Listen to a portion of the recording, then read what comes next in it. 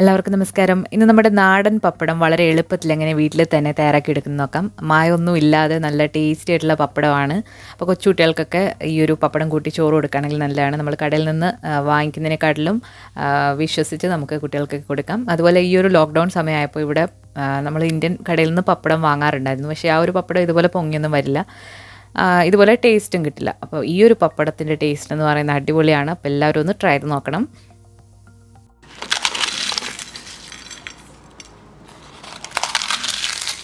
അപ്പോൾ നമുക്ക് ഈ ഒരു പപ്പടം തയ്യാറാക്കി എടുക്കാൻ വേണ്ടിയിട്ട് നമുക്ക് വേണ്ടത് ഉഴുന്നാണ്. ഇതുപോലെ 1 കപ്പ് ഉഴുന്ന് ഞാൻ എടുത്തിട്ടുണ്ട്. ഇത് 240 ml ഒരു കപ്പാണ്. അപ്പോൾ നിങ്ങൾ ഏത് കപ്പിലാണോ എടുക്കുന്നത് അപ്പോൾ അതനുസരിച്ചിട്ട് എടുക്കുക. ആദ്യം തന്നെ നമുക്ക് ഈ ഉഴുന്ന് നന്നായിട്ടൊന്ന് പൊടിച്ചെടുക്കണം. ഇപ്പോൾ മിക്സിയുടെ ചെറിയ ജാറിലിട്ട് വളരെ നൈസായിട്ട് ഇത് പൊടിച്ചെടുക്കുക. ഉഴുന്നിൻ്റെ പൊടി നിങ്ങൾക്ക് വാങ്ങിക്കാനായിട്ട് കിട്ടുമെങ്കിൽ അതാണ് ഏറ്റവും നല്ലത്. അല്ലാന്നുണ്ടെങ്കിൽ ഇതുപോലെ വളരെ നൈസായിട്ട് പൊടിച്ചെടുക്കണം. ഒട്ടും തന്നെ തരികൾ പാടില്ല. അപ്പോൾ നമ്മളിത് വളരെ നൈസായിട്ട് പൊടിച്ചെടുത്തിട്ടുണ്ട്. ഇനി നമ്മളിതിലേക്ക് ഉപ്പ് ചേർത്ത് കൊടുക്കുകയാണ്. അപ്പോൾ പപ്പടത്തിൽ കുറച്ച് ഉപ്പ് മുന്നിട്ടാണ് നിൽക്കുന്നത്. അപ്പോൾ നമ്മളിവിടെ 1 കപ്പ് ഉഴുന്നിന് 1 ടീസ്പൂൺ ഉപ്പാണ് ചേർത്ത് കൊടുക്കുന്നത്. ഇനി ഉപ്പ് കൂടാതെ ഇതിലേക്ക് നമുക്ക് ബേക്കിംഗ് സോഡ ചേർത്ത് കൊടുക്കണം. അപ്പോൾ ബേക്കിംഗ് സോഡ എന്ന് പറയുന്ന അപ്പക്കാരമാണ്. അപ്പോൾ അപ്പക്കാരം ഇതിലേക്ക് നമ്മൾ 1/2 ടീസ്പൂണാണ് ചേർത്ത് കൊടുക്കുന്നത്. അപ്പോൾ ശരിക്കും പപ്പടം ഉണ്ടാക്കുമ്പോൾ പപ്പടത്തിന് വേണ്ടിയിട്ട് സെപ്പറേറ്റ് ആയിട്ട് കാരമുണ്ട്. അപ്പോൾ അത് വെച്ചിട്ടാണ് ചെയ്യുന്നത്. അപ്പോൾ നമ്മൾ വീട്ടിൽ തയ്യാറാക്കുമ്പോൾ ബേക്കിംഗ് സോഡ ഉപയോഗിക്കാവുന്നതാണ്. അപ്പോൾ ബേക്കിംഗ് സോഡ 1/2 ടീസ്പൂണാണ് നമ്മളിതിലേക്ക് ചേർത്ത് കൊടുക്കുന്നത്. അപ്പോൾ ഉപ്പും ബേക്കിംഗ് സോഡയും ഉഴുന്നിൻ്റെ പൊടിയുമാണ് ഇപ്പോൾ നമ്മൾ എടുത്തിട്ടുള്ളത്. ഇതിനി നന്നായിട്ടൊന്ന് മിക്സ് ചെയ്ത് കൊടുക്കാം. ഇനി ഈ ഒരു മിക്സ് നമുക്ക് കുറേശ്ശെ വെള്ളം ഒഴിച്ചിട്ട് നന്നായിട്ടൊന്ന് കുഴച്ചെടുക്കുക. അപ്പോൾ ഞാനിവിടെ ഒരു 1/2 കപ്പ് വെള്ളം എടുത്തിട്ടുണ്ട്. അത് കുറേശ്ശെ ഒഴിച്ചിട്ട് ഇത് കുഴച്ചെടുക്കണം. ഇത് ചപ്പാത്തി കുഴയ്ക്കുന്ന പോലെ അത്ര സിമ്പിളൊന്നും അല്ല, നല്ല പാടാണ്. കുറച്ച് കഴിയുമ്പോൾ ഈ ഒരു മാവ് നല്ല കട്ടിയായിട്ട് വരും. നമുക്ക് ഹാൻഡിൽ ചെയ്യാനേ പറ്റില്ല, അത്രയ്ക്ക് കട്ടിയാണ്. അപ്പോൾ നമ്മൾ കുറച്ച് ക്ഷമ എടുത്തിട്ട് വേണം ഇത് തയ്യാറാക്കി എടുക്കാനായിട്ട്. ഇപ്പോൾ ഈ ഒരു മാവ് അത്യാവശ്യം നല്ല കട്ടിയായിട്ട് വന്നിട്ടുണ്ട്. അപ്പോൾ വെള്ളം നിങ്ങൾ നോക്കിയിട്ട് ആവശ്യത്തിന് ചേർത്ത് കൊടുക്കുക. ഞാനിവിടെ 1/2 കപ്പ് വെള്ളമാണ് മൊത്തത്തിൽ ചേർത്ത് കൊടുത്തിട്ടുള്ളത്. ഇപ്പം നമ്മുടെ മാവ് ഏകദേശം ഒരു ചപ്പാത്തി മാവിൻ്റെ പരുവത്തിലായിട്ടുണ്ട്. ഇനി നമ്മളിതിലേക്ക് ചേർക്കുന്ന മറ്റൊരു പ്രധാനപ്പെട്ട ഇൻഗ്രീഡിയൻ്റ് എന്ന് പറയുന്നത് എള്ളെണ്ണയാണ്. അപ്പോൾ സിസമി ഓയിൽ അല്ലെങ്കിൽ ജിഞ്ചലി ഓയിൽ എന്നൊക്കെ പറയും. ഇത് മൊത്തത്തിൽ നമുക്ക് 2 ടീസ്പൂണാണ് വേണ്ടത്. അപ്പോൾ ആദ്യത്തെ 1 ടീസ്പൂൺ നമുക്കിപ്പോൾ ചേർത്ത് കൊടുക്കാം. അതിനുശേഷം ഒന്നുകൂടെ നന്നായിട്ട് കുഴച്ചതിന് ശേഷം ബാക്കി 1 ടീസ്പൂണും ചേർത്ത് കൊടുക്കാം. ഈ ഒരു നല്ലെണ്ണ തന്നെ നിങ്ങളിതിലേക്ക് ചേർക്കണം, വെളിച്ചെണ്ണ ഒന്നും ചേർക്കരുത്. നല്ലെണ്ണ ചേർക്കുമ്പോഴാണ് ആ ഒരു പപ്പടം നന്നായിട്ട് വരിക. അപ്പോൾ നല്ലെണ്ണ കൂടി ചേർത്ത് കൊടുത്തിട്ട് ഇത് കൈവച്ചിട്ട് നന്നായിട്ട് കുഴച്ചെടുക്കുക. നമുക്ക് ഇങ്ങനെയൊന്നും കുഴച്ചാൽ പോരാ, നമുക്കിനി ഇത് ഇടിച്ചിട്ട് നന്നായിട്ട് കുഴച്ചെടുക്കണം. അപ്പോഴാണ് നല്ല സോഫ്റ്റായിട്ട് ഈ ഒരു മാവ് വരിക. ഇനി അവസാനമായിട്ട് നമ്മൾ 1 ടീസ്പൂൺ നല്ലെണ്ണ കൂടി ചേർത്ത് കൊടുക്കുന്നുണ്ട്. ഇതൊന്നുകൂടി നന്നായിട്ട് കൈവച്ചിട്ടൊന്ന് കുഴച്ചെടുക്കാം. നമ്മൾ കൈവച്ചിട്ട് കുഴയ്ക്കുമ്പോൾ ഇത് സോഫ്റ്റൊന്നും ആവില്ല, ഇത് ഹാർഡ് തന്നെയാണ്. അപ്പോൾ ഇനി നമ്മളിത് ഇടിച്ചിട്ടാണ് നല്ല സോഫ്റ്റാക്കി എടുക്കുന്നത്. അപ്പോൾ ഇടിച്ചിട്ടെന്ന് പറയുമ്പോൾ നമ്മുടെ കൗണ്ടർ ടോപ്പിലേക്കോ അല്ലെങ്കിൽ ഒരു കട്ടിംഗ് ബോർഡിൻ്റെ മുകളിൽ വെച്ചിട്ടോ നമുക്കിത് ഒന്ന് ഇടിച്ചെടുക്കാം. ഇടിക്കാൻ വേണ്ടിയിട്ട് ഒരു കല്ല് എടുക്കാം. നമ്മൾ ഈ ഒരു ഇഞ്ചി വെളുത്തുള്ളിയൊക്കെ ചതയ്ക്കുന്ന ആ ഒരു കല്ലോ അല്ലാന്നുണ്ടെങ്കിൽ നിങ്ങളുടെ കയ്യിൽ കല്ലുണ്ടെങ്കിൽ അതെടുക്കാം. കല്ല് ഇല്ലാന്നുണ്ടെങ്കിൽ തടി എടുത്താലും മതി. പക്ഷേ കല്ലെടുക്കുമ്പോഴാണ് നല്ലതായിട്ട് ഇത് ഇടിക്കാൻ പറ്റുക. അപ്പോൾ ഇതുപോലെ നന്നായിട്ട് ഇടിച്ച് പരത്തി എടുക്കുക. അതിനുശേഷം വീണ്ടും ഒരു സൈഡിലേക്ക് മടക്കിയിട്ട് വീണ്ടും ഇടിച്ചെടുക്കുക. ഇങ്ങനെ ഇത് കുറേ പ്രാവശ്യം ഇടിച്ചാൽ മാത്രമേ നല്ല സോഫ്റ്റായിട്ട് വരുള്ളൂ. അപ്പോൾ 1-2 പ്രാവശ്യമൊന്നുമല്ല, ഒരു 7-8 പ്രാവശ്യത്തിന് മേലെ ഇത് ഇടിച്ച് ഇതുപോലെ ഫോൾഡ് ചെയ്തെടുക്കുക. ഇതിപ്പോൾ ഞാനൊരു 10 പ്രാവശ്യത്തിൽ കൂടുതൽ ഇടിച്ച് റെഡിയാക്കിയിട്ടുണ്ട്. അപ്പോൾ ഇതുപോലെ നല്ല സോഫ്റ്റായിട്ട് വന്നിട്ടുണ്ട്. ഇതുപോലെ ഇനി നല്ല ഫോൾഡ് ചെയ്യാനായിട്ടുള്ള ഒരു പരുവം നിങ്ങൾക്ക് കാണുമ്പോൾ തന്നെ മനസ്സിലാവും. ഇതിപ്പോൾ നല്ല സോഫ്റ്റായിട്ടാണ് വന്നിട്ടുള്ളത്.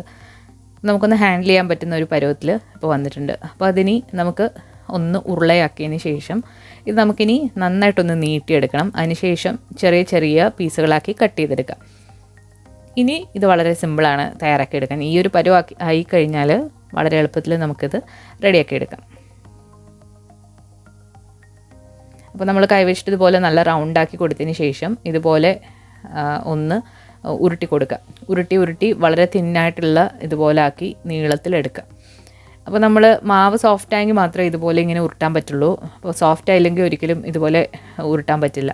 അപ്പോൾ ഈ ഒരു പരുവം ആണ് കറക്റ്റായിട്ടുള്ള പരുവം. അതുവരെ നിങ്ങൾ സോഫ്റ്റായിട്ട് ഇതിൽ ഇടിച്ചു കൊടുക്കുക. ഇതുപോലെ ഇങ്ങനെ തിന്നായിട്ട് ഒന്ന് ഉരുട്ടിയെടുക്കാം. നിങ്ങൾക്ക് വലിയ പപ്പടമാണ് വേണ്ടതെന്നുണ്ടെങ്കിൽ കുറച്ചുകൂടെ കട്ടി കൂട്ടി ഇത് ഉരുട്ടിയെടുക്കാവുന്നതാണ്. ഞാനിവിടെ വളരെ ചെറിയ പപ്പടമാണ് തയ്യാറാക്കുന്നത്.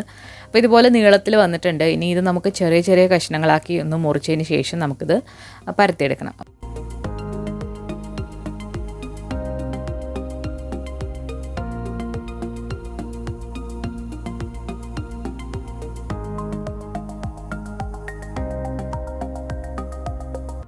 അപ്പോൾ ഞാനിവിടെ ഇതുപോലെ ചെറിയ കഷ്ണങ്ങളാണ്. നിങ്ങൾക്ക് കുറച്ചുകൂടെ വലിയ കഷ്ണങ്ങൾ എടുക്കാം. ഈ ഒരു കഷ്ണം കറക്റ്റ് ഒരു ചെറിയൊരു പപ്പടത്തിൻ്റെ സൈസാണ്. നിങ്ങൾക്ക് വേണമെന്നുണ്ടെങ്കിൽ 2 എണ്ണത്തിൻ്റെ സൈസിലും ഇത് കട്ട് ചെയ്ത് എടുക്കാവുന്നതാണ്. അപ്പോൾ അത് നിങ്ങളുടെ ഇഷ്ടമാണ്.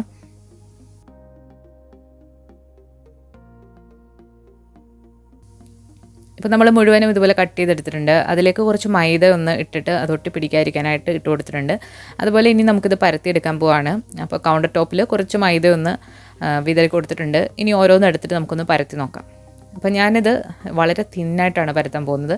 അപ്പോൾ ഈ ഒരു പപ്പടം പരത്തുമ്പോൾ കട്ടിയിൽ പരത്തരുത്, നല്ല കട്ടി കുറച്ചിട്ട് വേണം ഇത് പരത്തിയെടുക്കാനായിട്ട്.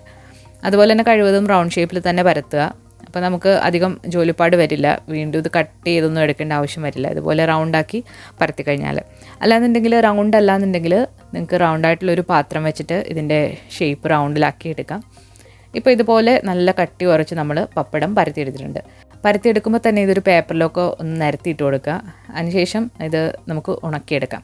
ഉണക്കിയെടുക്കുക എന്ന് പറയുമ്പോൾ ഇത് പെട്ടെന്ന് തന്നെ ഉണങ്ങി കിട്ടും. വെയിലത്ത് വെച്ചില്ലെങ്കിലും കുഴപ്പമൊന്നുമില്ല. അപ്പോൾ ഇവിടെ വെയിലൊന്നുമില്ല. അപ്പോൾ ഞാനിതുപോലെ റൂമിൽ തന്നെ വെച്ച് കൊടുത്തപ്പോൾ നന്നായിട്ടിത് ഉണങ്ങി കിട്ടി. ഒരു 10-15 മിനിറ്റ് ആകുമ്പോഴത്തേക്ക് ഇത് നന്നായിട്ട് ഇതുപോലെ ഡ്രൈ ആയിട്ട് കിട്ടും. ഇനി വെയിലുണ്ടെങ്കിൽ ഒരു 5 മുതൽ 10 മിനിറ്റ് വരെ നിങ്ങൾക്കൊന്ന് വെയിലത്ത് വെച്ച് കൊടുക്കാം. ഒരുപാട് വെച്ച് കൊടുക്കേണ്ട ആവശ്യമില്ല. കുറച്ചൊരു മയം ഇതുപോലെ വേണം. ഇപ്പോൾ നമ്മൾ പപ്പടം എല്ലാം ഇതുപോലെ ഉണ്ടാക്കിയെടുത്തിട്ടുണ്ട്. അപ്പോൾ ഞാൻ ഈ ഒരു കപ്പ് ഉഴുന്നിന് 34 പപ്പടമാണ് എനിക്ക് കിട്ടിയിട്ടുള്ളത്. അപ്പോൾ ഇത് അപ്പം തന്നെ നമുക്കൊന്ന് ചുട്ട് നോക്കാം. അപ്പോൾ എണ്ണ ചൂടായി വരുമ്പോഴത്തേക്ക് നമുക്ക് പപ്പടം ഇട്ട് കൊടുക്കാം. അപ്പോൾ കൂടുതലായിട്ടുള്ള പപ്പടം നിങ്ങൾക്ക് എയർ ടൈറ്റ് ആയിട്ടുള്ള കണ്ടെയ്നറിൽ വെച്ചിട്ട് ഫ്രിഡ്ജിൽ സൂക്ഷിക്കാവുന്നതാണ്. അപ്പോൾ ഇഷ്ടമുള്ളപ്പം കുട്ടികൾക്ക് വറുത്ത് കൊടുക്കാം. അപ്പോൾ അവർക്ക് ഒരുപാട് ഇഷ്ടപ്പെടും. അപ്പം നിങ്ങൾ ഈ ഒരു പപ്പടം അതുപോലെ പരിപ്പ് നെയ്യ് കൂട്ടി കുട്ടികൾക്ക് കൊടുത്തു നോക്കണം. അവർക്ക് തീർച്ചയായിട്ടും ഇഷ്ടപ്പെടും. അപ്പോൾ നല്ല മായമില്ലാത്ത നല്ല ടേസ്റ്റ് ആയിട്ടുള്ള പപ്പടമാണ്. കടലിൽ നിന്ന് വാങ്ങിക്കുന്നതിനേക്കാട്ടിലും നല്ല ടേസ്റ്റാണ് നമ്മൾ വീട്ടിൽ തന്നെ തയ്യാറാക്കി എടുക്കുമ്പോൾ. അപ്പോൾ ഇതുവരെ ഇങ്ങനെ ട്രൈ ചെയ്ത് നോക്കിയിട്ടില്ലാത്തവർ തീർച്ചയായിട്ടും ഒന്ന് ട്രൈ ചെയ്ത് നോക്കിയിട്ട് നിങ്ങളുടെ ഫീഡ്ബാക്ക്സ് അറിയിക്കുക. അതുപോലെ ഈ ഒരു വീഡിയോ നിങ്ങൾക്ക് ഇഷ്ടമായിട്ടുണ്ടെങ്കിൽ നിങ്ങളുടെ ഫ്രണ്ട്സിനും ഫാമിലിക്കും എല്ലാവർക്കും ഒന്ന് ഷെയർ ചെയ്ത് കൊടുക്കാനും മറക്കരുത്.